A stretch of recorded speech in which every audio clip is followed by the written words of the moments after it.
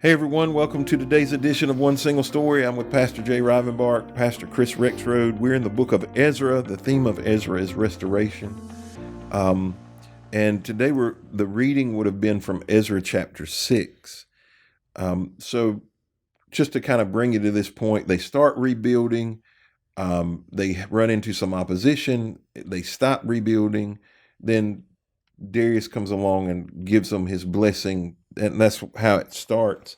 It says, so King Darius issued orders that a search be made in the Babylonian archives, which were stored in the treasury, but it was at the fortress in Ecbatana in the province of Media.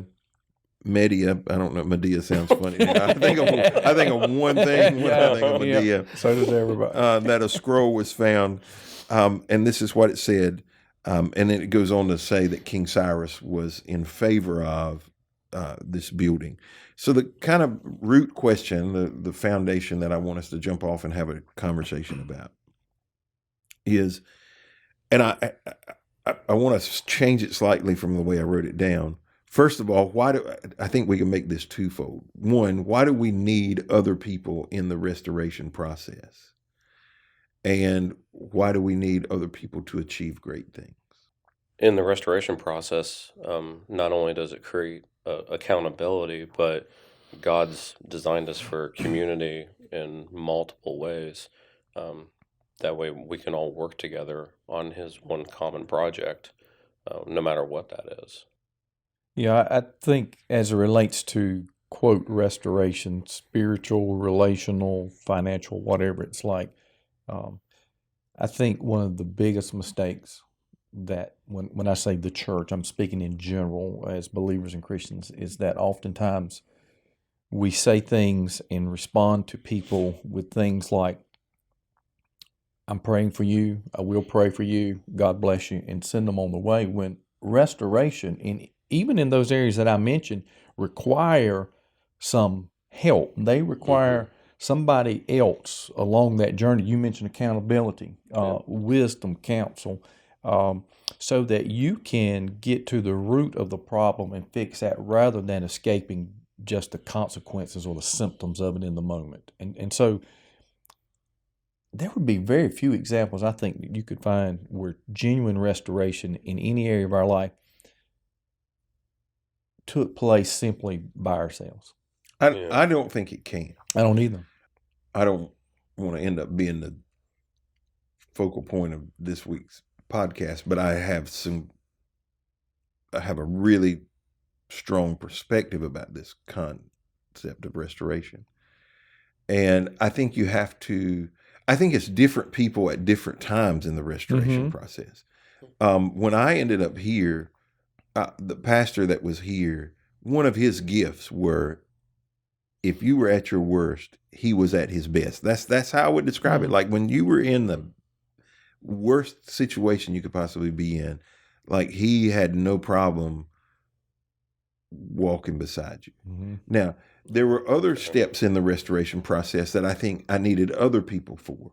But in that place, I needed him, and I think that we have to know, because since then we've had the privilege to walk through with other people who have been through similar, not the same, but similar situations, that it requires different people at different times. Because the thing I'm finding right now is the people speaking into my life would not have spoken into my life at that point. They just like, who are you? What are you doing in this environment? They just wouldn't have. But the people I'm finding speaking into my life right now are people who they're way further ahead of me, but the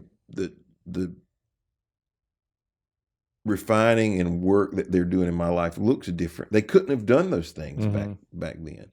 And I think it requires other people, and most of the time it requires different people. It's like I'll use you as an example in a physical sense. You had an accident a few years back, and the first people you needed for recovery were Completely. trauma people. Yes. They Mhm. had to get it back in place, sew him up, do the surgeries, whatever had to be done. There was an immediate fix. The people you needed next, though, were physical therapists, Mhm. and the people you need today are different than Right. what you needed then. They were all part of the Mhm. restoration process, but they played different roles in that. Yeah, absolutely. And I think an important part of that discussion is that we often are meant to be part of the equation in the restoration for other people. Yeah. And either we don't recognize it or we're unwilling because it's not an easy process often. Dealing with people, say for instance, somebody with an addiction problem. Well, they have an addiction. That's the easy part to identify. But finding a solution to that and understanding there's something behind that story that got them to that point, and then trying to connect them with all the pieces that need to be in place for restoration to take place is important. And to understand that I have a role in that, but my role may be very limited and look entirely different than these other 1, 2, or 3 pieces of that. Yeah, we have different roles at different times. I mean, like you guys are talking, you're using Jay's analogy with Jay and stuff like that, and with what you were just saying right there, somebody might come to you because they realize that there's a sin in their life. Let's go with addiction. You may not be able to, Pastor Steve, may not be able to relate to that addiction personally, but you can go and identify, hey, this is a problem between you and God. Okay. And then that person moves on, and like here we have like Celebrate Recovery. They eventually might get into that where they can walk alongside of people, but to have somebody in the process at the beginning to say, hey, here's what we need to work on, and then bring them to the next person that can maybe understand that what they're struggling with, because there's a difference between identifying a problem and actually understanding what that person's going through. I've been pretty open. Hopefully this is okay. I've gone through divorce myself. You know, at when that happened, I thought, well, there's no sense in going into ministry anymore because who's going to hire me? Came along a couple people, elders at a church, and they're like, no, because of what took place and how it was handled, you're still okay to be in ministry. Doesn't mean it won't cause some issues in the future, but I had people that actually come alongside of me, and since then, in a very healthy marriage right now, I'm actually able to connect and relate and help restore people that are going through problems themselves. So, God's able to use the things that we've gone through to help restore people as well. Yeah. I think we have to be aware on both sides. One, the people we need, Mhm. because too often we seek help from people who can't help us. They just can't. I can right now.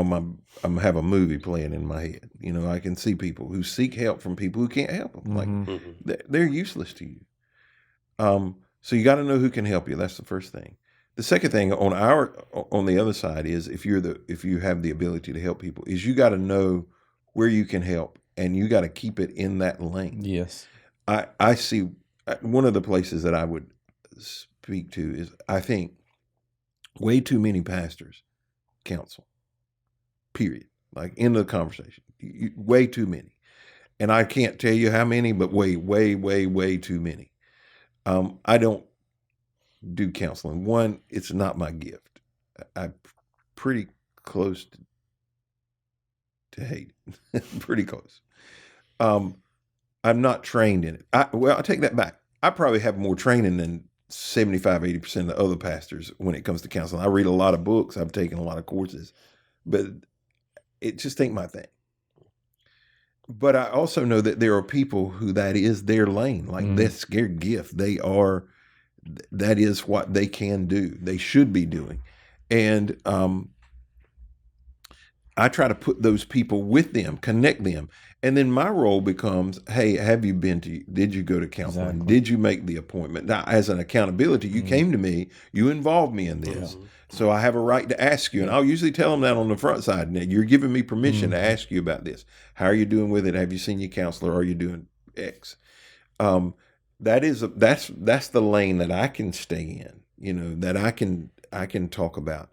And so, one, we have to know who can help us. Two, we have to and sometimes that's a fine line. I have a situation right now where I'm trying to help. I'm working with, wanting to be involved, and I am involved whether I want to be or not in somebody's life, and it's a very delicate balancing act because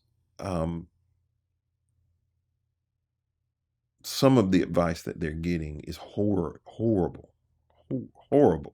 And so you have to be very careful because, sometimes you think,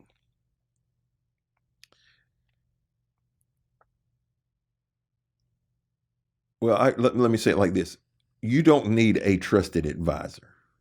You need a lot of trusted advisors, because there are people that I'll go to talk about business, but I'm not talking to them about spiritual things because I just think they're where they're strong at. There are people I would talk to about prayer that I wouldn't talk to about business. There are people I'd talk to about my marriage that I wouldn't talk to about prayer. I have multiple advisors because I know that I need those people, and we need other people to achieve great things. John Maxwell says, one is too small of a number to achieve greatness. And I would say that's 100% true no matter what you do. You can't do it. You can't do it by yourself.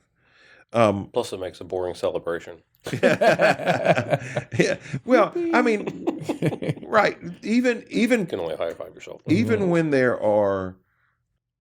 Recently, I was at a conference and Tom Brady spoke. Since you said that, and one of the very first things he said was, they were asking him about all of his achievements. He said, the greatest thing about winning 7 Super Bowls is I got to do it with other people. He said, if the other people weren't involved, it wouldn't have been nearly as fulfilling.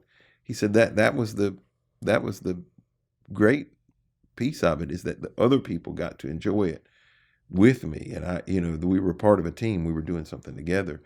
And what are some places, aside, since I addressed that, what are some places that you think people need to identify strong help in? So I mentioned marriage and money. What are some places that maybe you have advisors or counsel that you seek about certain specific things that you would suggest people have those kind of people in their life? Parenthood, having, like anything else with finances, marriage, spiritual walk, looking at people that have what you have, excuse me, have what you would like to have, and figuring out how they did it.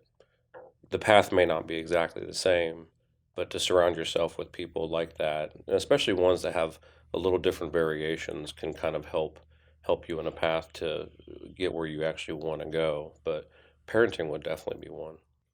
Yeah, I'm going to share a unique category that is somewhat time and opportunity constrained, and that would be, you mentioned in previous podcast about a building before long would be in.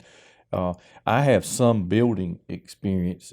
It's in residential, not necessarily much in commercial, and so I have sought out wisdom and counsel from a multitude of people who are experts in that field through that entire process to help, one, avoid problems, before they come, and two, when issues do arise, to help resolve those things, because these people have been there, done that numerous times.